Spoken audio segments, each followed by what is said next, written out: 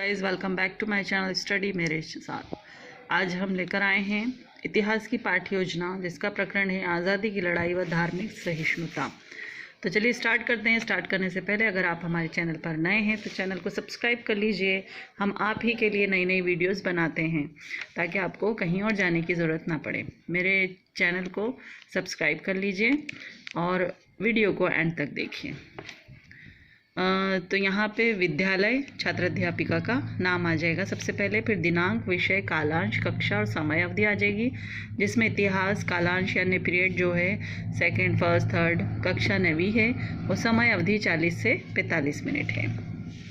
प्रकरण इसका आज़ादी की लड़ाई व धार्मिक सहिष्णुता है। सामान्य उद्देश्य इसमें आ जाएंगे इतिहास में बच्चों में इतिहास विषय के प्रति रुचि जागृत करना, ऐतिहासिक तथ्यों का कालक्रम अनुसार ज्ञान प्रदान कर इतिहास में उनकी रुचि सुदृढ़ करना, अतीत की महत्वपूर्ण जानकारी को सामने रखकर वर्तमान को स्पष्ट करना, कुशल नेतृत्व क्षमता वाले महापुरुषों का उदाहरण सम्मुख रखकर छात्रों में नेतृत्व क्षमता का विकास करना, बच्चों में मानसिक क्षमता का विकास करना। उसके आगे आ जाएगा विशिष्ट उद्देश्य में बच्चे आज़ादी की लड़ाई में धार्मिक सहिष्णुता का अध्ययन कर वर्तमान में उसकी आवश्यकता को समझ सकेंगे, भाईचारे की भावना जागृत होगी। आगे इसी में आ जाएगा शिक्षण विधि। शिक्षण विधि में प्रश्नोत्तर विधि व स्पष्टीकरण विधि आ जाएगी। सहायक सामग्री में भारत का मानचित्र, महान स्वतंत्रता संग्राम सेनानी यों के चित्र। पूर्व ज्ञान में आ जाएगा छात्र सन 1857 ईस्वी की लड़ाई के बारे में सामान्य जानकारी रखते हैं। फिर प्रस्तावना प्रश्न में आ जाएगा इस तरह से तालिका, क्रम संख्या, छात्राध्यापिका व्यवहार और छात्र व्यवहार। तो उसमें आ जाएगा तुम्हारे देश का क्या नाम है, तो भारत देश किस विदेश शक्ति के अधीन है, या अंग्रेज़ों के 1857 ईस्वी की लड़ाई में सभी धर्मों के लोगों ने मिलकर कार्य क्यों किया, तो ये निरुत्तर था। तो ये आपके प्रस्तावना प्रश्न की तालिका में आ जाएगा। उसके बाद आ जाएगा उद्देश्य कथन। तो बच्चों, आज हम आज़ादी की लड़ाई और धार्मिक सहिष्णुता नामक पाठ का विस्तृत अध्ययन करेंगे। उसके आगे आ जाएगा इस तरह से प्रस्तुतिकरण। प्रस्तुतिकरण में आपको शिक्षण बिंदु, छात्र अध्यापिका व्यवहार और छात्र व्यवहार की ऐसी तालिकाएं बनाना है 3, जिसमें सबसे पहले शिक्षण बिंदु में आ जाएगा विद्रोहियों द्वारा सम्राट की घोषणा। तो अध्यापिका व्यवहार में अध्यापिका जो है वो पाठ का प्रस्तुतिकरण देते हुए समझाएगी बच्चों को कि 10 मई 1857 को मेरठ छावनी में विद्रोह हुआ।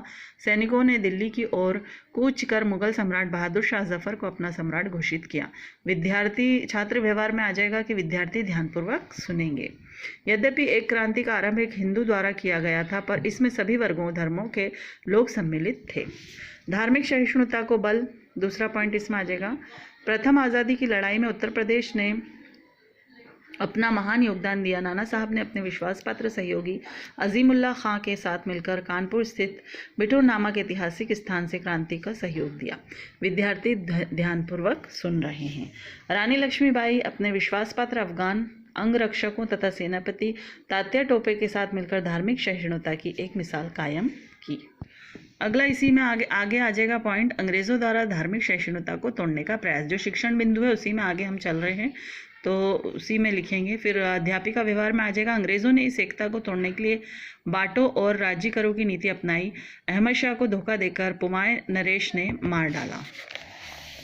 तात्या टोपे के उन्हीं के मित्र राजा मानसी ने धोखा देकर पकड़वाया। बहादुर शाह जफर बेगम हजर महल को देश निकाला देकर भेज दिया गया। फिर उसके बाद प्रश्नोत्तर आएगी शिक्षण विधि में, शिक्षण बिंदु है ये प्रश्नोत्तर विधि। तो अध्यापिका विद्यार्थियों से बीच बीच में प्रश्न भी पूछेगी, विद्यार्थी संभावित उत्तर देंगे। तो प्रश्न क्या पूछा, तात्या टोपे को किसने धोखा देकर पकड़वाया, तो राजा मानसी ने। अब इसमें आ जाएगा शिक्षण बिंदु में सन 1920 से 1947 के मुख्य सेनानी। तो आज़ादी की लड़ाई लड़ने वाले मुख्य सेनानी सरदार भगत सिंह, चंद्रशेखर आज़ाद और राजगुरु व सुखदेव, राम प्रसाद बिस्मिल, अशफाक उल्ला खां, वीर भगत सिंह, लाला लाजपत राय और महात्मा गांधी। छात्र ध्यानपूर्वक श्यामपट पर देखेंगे, यानी ये जो नाम है अध्यापिका श्यामपट पर लिख करके बच्चों को पढ़ाएगी, समझाएगी।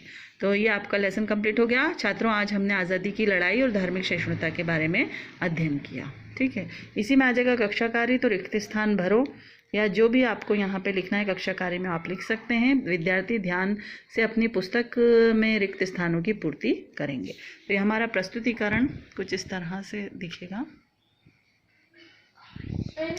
इसके बाद आ जाएगा श्यामपट्ट सारांश। श्यामपट्ट सारांश में इस तरह से आप लिख सकते हैं, आज़ादी की लड़ाई व धार्मिक सहिष्णुता, भगत सिंह, ये सब सेनानियों के नाम।